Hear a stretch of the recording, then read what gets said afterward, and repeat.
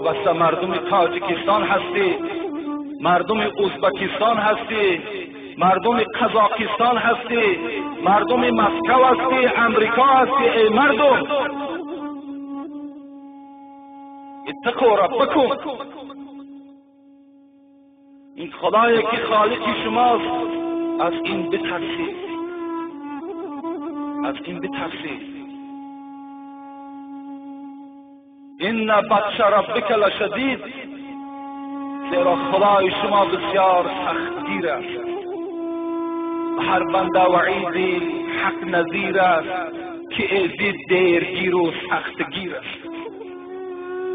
این خدای ما و شما مخلوق مفلت میدهد.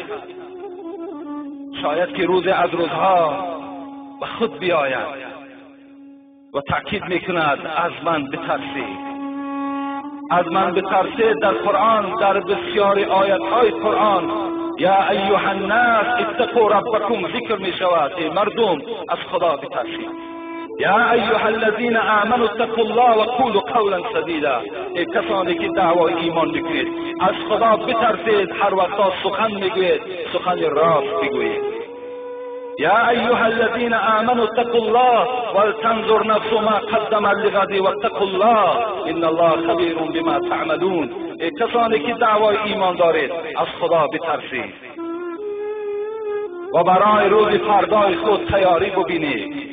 واتقوا الله، باز تأکید میکنه خدا، از خدا بترسید، زیرا خدا از همه اعمال شما درکدار است.